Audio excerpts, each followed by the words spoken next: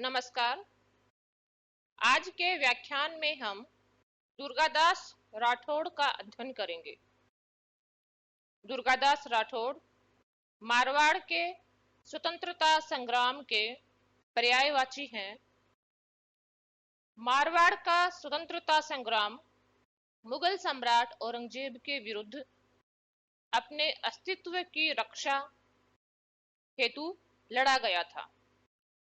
दुर्गादास राठौड़ इस बात के भी उदाहरण हैं कि किस प्रकार एक शासक के ना होने पर अथवा शासक के शिशु होने की स्थिति में किसी सामंत के अंतर्गत ही सफलतापूर्वक राज्य की रक्षा की जा सकती है। दुर्गादास राठौड़ की प्रतिमाएं अथवा चित्र जब भी कभी हम देखते हैं, घोड़े पर सवार एक जुझारू दिखाई देने वाले वृद्ध सरदार की से हमारा परिचय होता है। चित्र में जोधपुर के मेहरानगढ़ म्यूजियम में आप सफेद घोड़े पर सवार श्वेत दाढ़ी वाले दुर्गादास राठौड़ को देख सकते हैं। इनको देखने से ही इनके जुझारूपन का आभास होता है। दुर्गादास राठौड़ के परिचय से प्रारंभ करते हुए हम मारवाड़ के स्वतंत्रता संग्राम में इनकी भूमिका का मूल्यांकन करने जा रहे हैं। 13 अगस्त 1638 को मारवाड़ के सालवा नामक गांव में इनका जन्म हुआ। इनके पिता आस्करण को सालवा महाराजा गज सिंह के द्वारा जागीर में दिया गया था। महाराजा जसवंत सिंह के समय इनके पिता मंत्री पद पर पदासीन थे, लेकिन दुर्गादास राठौड़ की माता और दुर्गादास राठौड़ अपने पिता के द्वारा उपेक्षित रहे। एक बार दुर्गादास राठौड़ ने एक निम्न सरकारी कर्मचारी को मार डाला क्योंकि उसके द्वारा जोधपुर के राज्य के लिए आपत्तिजनक शब्दों का इस्तेमाल किया गया था। यह बात महाराजा जसवंत सिंह तक पहुंची। उन्होंने आस्करण को पूछा। आस्करण ने दुर्गादास राठौड़ को अपना पुत्र नहीं बताया। उन्होंने कहा कि वह कुपुत्र को पुत्र नहीं मानते हैं, इसलिए उसका उत्तरदायित्व नहीं लेते हैं। दुर्गादास को जसवंत सिंह के सामने उपस्थित किया गया। जसवंत सिंह ने उसे अपना प्रकरण की जानकारी देते हुए अपना अपराध कबूल किया।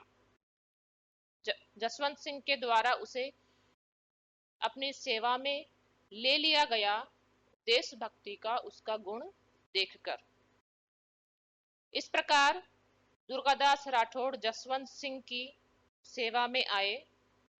जहां जहां जसवंत सिंह को मुगल सेवा के अंतर्गत मनसब दी गई और अभियानों पर भेजा गया, वहां वहां दुर्गादास राठौड़ उसके साथ जाते रहे, चाहे दक्षिण भारत हो, गुजरात हो या उत्तर पश्चिम सीमांत हो।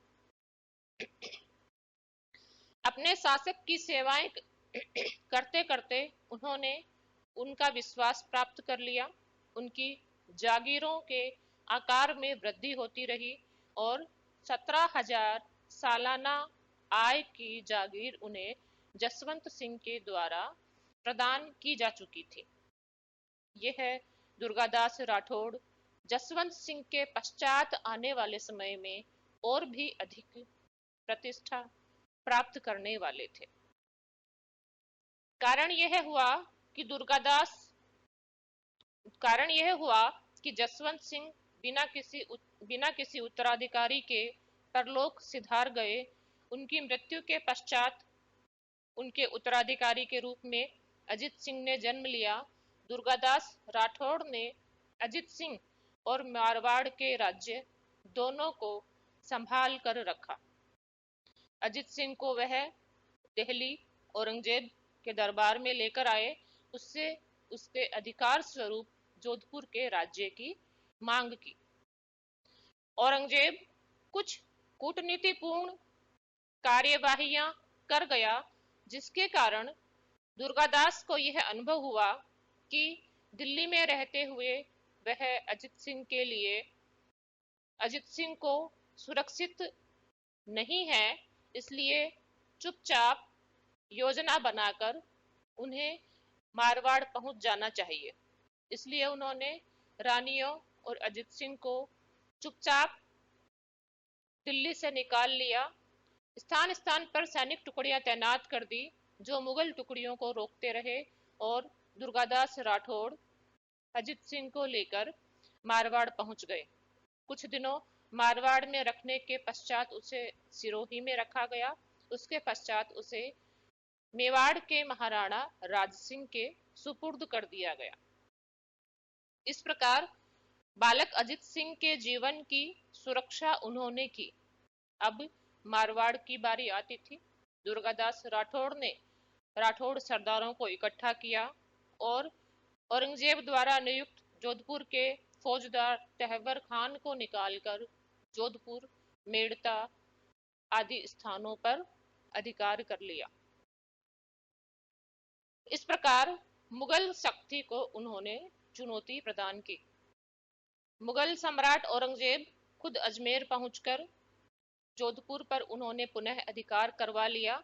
दुर्गादास राठौड़ ने राठौड़ सरदारों को मरुस्थलीय और पहाड़ी इलाकों में बिखरा दिया। अब वह छापामार युद्ध पद्धति के माध्यम से मुगल सेना से टकराव करने के लिए तैयार थे।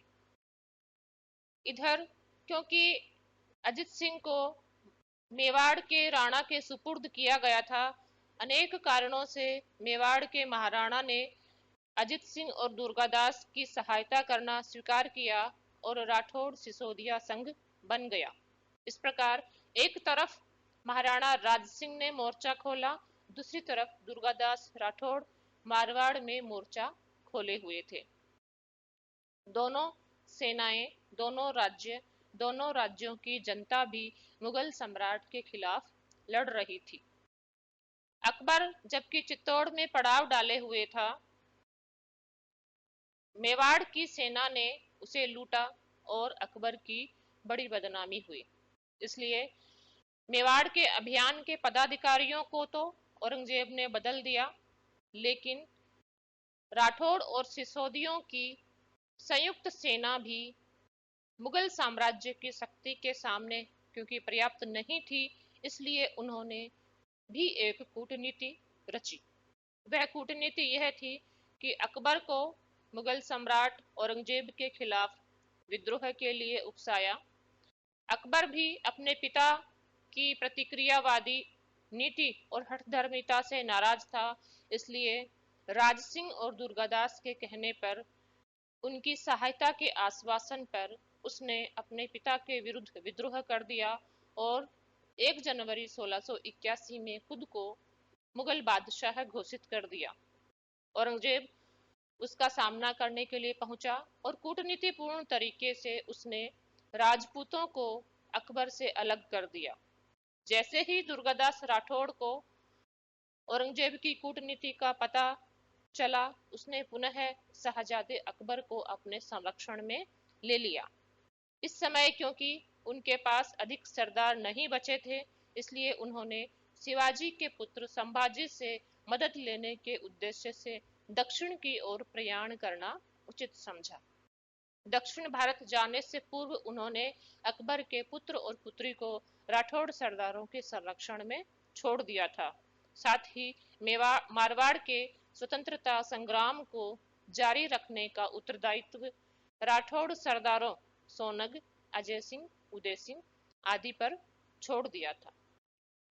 1681 के मध्य में वह दक्षिण पहुंचे। 1681 के मध्य में ही राज सिंह की मृत्यु के पश्चात उनके उत्तराधिकारी जय सिंह मुगल सम्राट के साथ संधि करके इस संघर्ष से अलग हो गए। अब मारवाड़ के सरदार नेतृत्व विहीन थे, क्योंकि बालक अजित सिंह अभी अल्पवयस्क थे और दुर्गादास दक्षिण में थे। फिर भी दुर्गादास राठौड़ के द्वारा नियुक्त किए गए सरदारों ने दुर्गादास राठौड़ की अनुपस्थिति में मारवाड़ के स्वतंत्रता संग्राम को चलाए रखा। उन्होंने दुर्गादास को उत्तर लौट आने के लिए पत्र लिखे और 1687 में दुर्गादास राठौड़ मारवाड़ पहुंच गए और संघर्ष का उत्तरदायित्व पुनः संभाल लिया। दुर्गादास राठौड़ के आने से संघर्ष तो पुनर्जीवित और अधिक ऊर्जावान हुआ, लेकिन संघर्ष में दूसरे आयाम भी आने लगे। अब अजित सिंह बड़े हो रहे थे और दुर्गादास को कुछ राठौड़ सरदारों और अजित सिंह के द्वारा एक प्रतिस्पर्धी के रूप में भी देखा जाने लगा था। इसलिए दुर्गादास राठौड़, अजित सिंह दोनों संघर्ष तो कर रहे थे मुगल साम्राज्य के खिलाफ, लेकिन समय समय पर उनके गतिरोध भी सामने आ जाते थे और वह मुगल सम्राट के साथ समझौता करने के लिए विवश हो जाते थे। जब दुर्गादास दक्षिण भारत से मारवाड़ पहुंच गए और मुगल सेना पर दबाव बढ़ाया, जोधपुर के मुगल सम्राट द्वारा नियुक्त फौजदार ने इनके साथ समझौता कर लिया। धीरे धीरे औरंगजेब भी समझौते की तरफ उन्मुख हुआ। उसने दुर्गादास राठौड़ को अकबर के बच्चों को सुपुर्द कर देने की गुजारिश की। दुर्गादास राठौड़ ने 1694 और 1698 ईस्वी में अकबर के पुत्री और पुत्र को औरंगजेब के सुपुर्द कर दिया। इस प्रकार समझौते की परिस्थितियां बनी और मारवाड़ का राज्य मुगल सम्राट की अधीनता में मनसबदार की भूमिका स्वीकार करने के लिए तैयार हो गया। एक तरह से औरंगजेब ने भी मारवाड़ के राज्य पर अजित सिंह के अधिकार को मान्यता दे दी। यह 1698 ईस्वी में हुआ। दुर्गादास राठौड़ को 3000 जात, 2500 सवार, अजित सिंह को 1500 जात, 500 सवार की मनसब और जागीर दी गई। इस मनसब के दिए जाने से दुर्गादास की भूमिका का अंदाजा लगाया जा सकता है, उस प्रभाव का अंदाजा भी लगाया जा सकता है जो उन्होंने मुगल खेमे में प्राप्त किया था। जबकि किसी सामंत, सरदार अथवा सेनापति को उसके शासक की अपेक्षा बड़ी जागीर दी गई थी।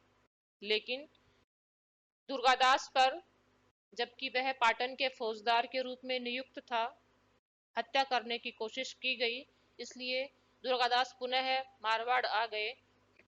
1701 ईस्वी में पुनः अजित सिंह के साथ मिलकर स्वतंत्रता संग्राम को चलाने लगे, लेकिन समय समय पर पुनः गतिरोध सामने आ जाते थे और 1705 ईस्वी में मारवाड़ का राज्य पुनः समझौते की स्थिति में पहुंच गया।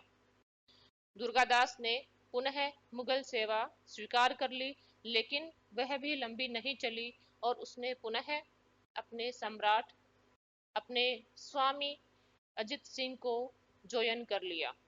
यह औरंगजेब की मृत्यु तक चलता रहा, जबकि 3 मार्च 1707 ईस्वी को औरंगजेब की मृत्यु के पश्चात 12 मार्च 1707 ईस्वी को अजित सिंह ने आक्रमण करके जोधपुर के किले से मुगल सेना को भगा दिया और जोधपुर तथा मारवाड़ के राज्य पर अधिकार कर लिया।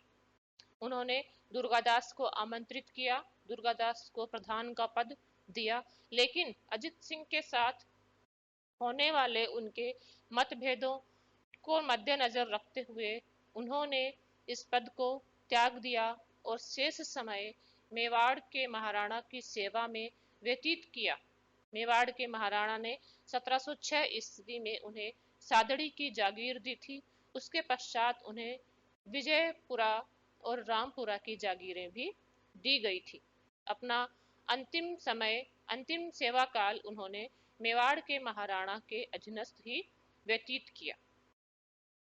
इस प्रकार एक मुगल मनसबदार के रूप में आंशिक भूमिका निभाते हुए मुख्य रूप से दुर्गादास राठौड़ ने जोधपुर राज्य के सेनापति, संरक्षक और सामंत की भूमिका निभाई। इस संघर्ष में अपने ही स्वामी अजित सिंह के साथ उनके कुछ गतिरोध उत्पन्न हो गए थे, जिन गतिरोधों के कारण अंततः उसे मारवाड़ छोड़ना पड़ा। इन गतिरोधों ने मारवाड़ के स्वतंत्रता संग्राम को भी प्रभावित किया, क्योंकि अगर नेताओं के बीच में गतिरोध होगा तो एक राय नहीं हो सकेगी। सबसे पहला दुर्गादास की अप्रसन्नता उस समय जाहिर हुई जबकि दक्षिण भारत से लौटने पर उन्हें पता चला कि बालक अजित सिंह को गुप्त रूप से रखना बंद करके उन्हें ओपन कर दिया गया है। उनका मानना था कि अभी वह इस लायक नहीं थे कि उन्हें प्रकट कर दिया जाता, क्योंकि अब वही मुगल साम्राज्य का निशाना बन जाएंगे और उनकी सुरक्षा खतरे में रहेगी। लेकिन माना जाता है कि जोधपुर के सरदारों को यह आपत्ति थी कि दुर्गादास राठौड़ ही एकमात्र स्वामी क्यों बने रहें मारवाड़ के स्वतंत्रता संग्राम के, इसलिए उन्होंने अजित सिंह को प्रकट कर दिया। यह मारवाड़ के राठौड़ों की इस प्रकार की धारणाएं अजित सिंह को प्रभावित करने लगी और यह उन्हें अनुभव होने लगा कि दुर्गादास राठौड़ को कुछ अहम उत्पन्न हो गया है।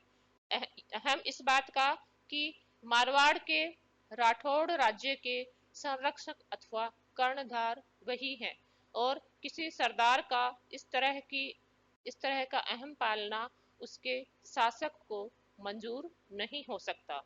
इसलिए अजित सिंह ने समय समय पर दुर्गादास राठौड़ का विरोध करना प्रारंभ किया। इससे मारवाड़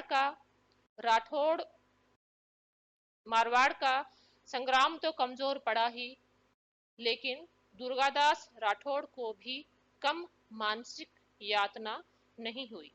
दुर्गादास राठौड़ अपनी पिछली भूमिकाओं को देखते हुए ऐसा प्रभाव बना चुके थे कि अनेक मामलों में अजित सिंह के ऊपर उनकी राय को प्रधानता दी जाती थी और अजित सिंह को यह मंजूर नहीं था। अजित सिंह इस कारण भी नाराज हुए कि मुगल खेमे में अजित सिंह की बजाय दुर्गादास राठौड़ को उच्च मनसब दिया गया। इस प्रकार अपने अंतिम समय की तरफ बढ़ते हुए दुर्गादास राठौड़ अपने शासक की, जिसकी उन्होंने सेवा की थी, अप्रसन्नता कमाते जा रहे थे। दुर्गादास राठौड़ बड़े हो रहे थे और दुर्गादास राठौड़ बूढ़े हो रहे थे। अजित सिंह जवान हो रहे थे।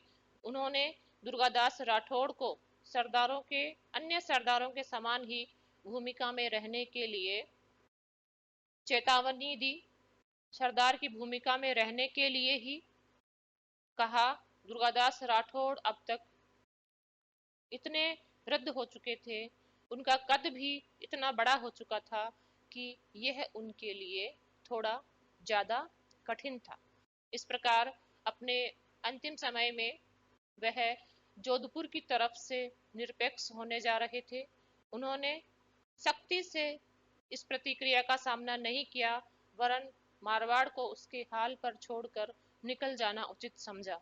वह मेवाड़ के महाराणा की सेवा में चले गए, जहां पर उन्होंने अपने अंतिम समय तक सेवा की।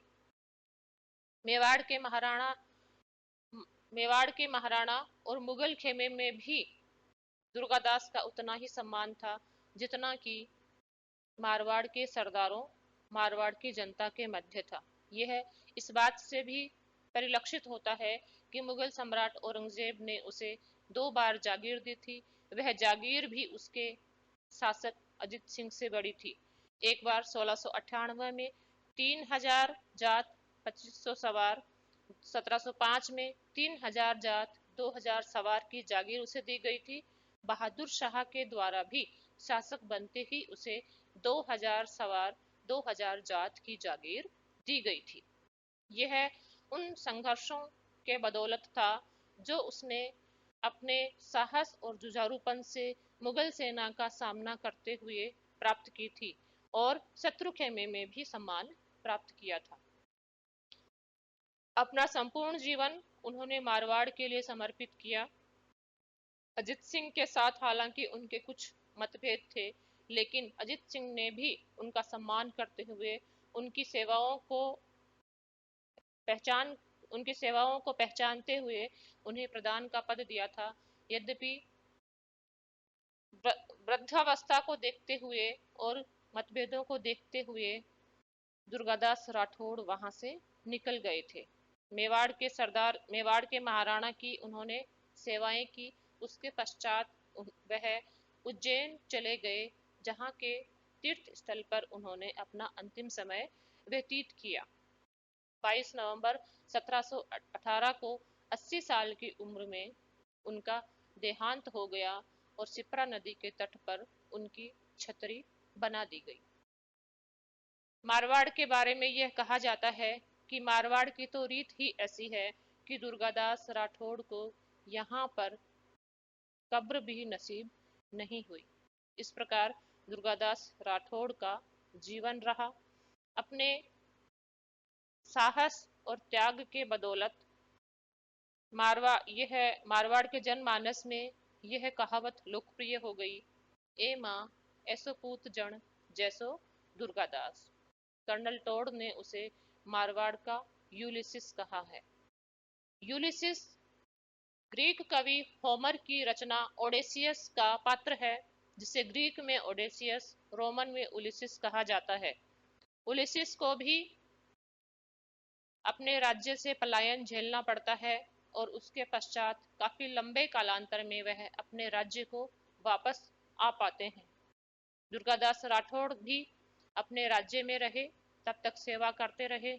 जब पलायन कर गए तब अपना अंतिम समय उन्होंने किसी धार्मिक स्थल पर ही व्यतीत किया, लेकिन न केवल राजस्थान में वरन भारतवर्ष में वह अपनी प्रसिद्धि को कायम कर गए। धन्यवाद।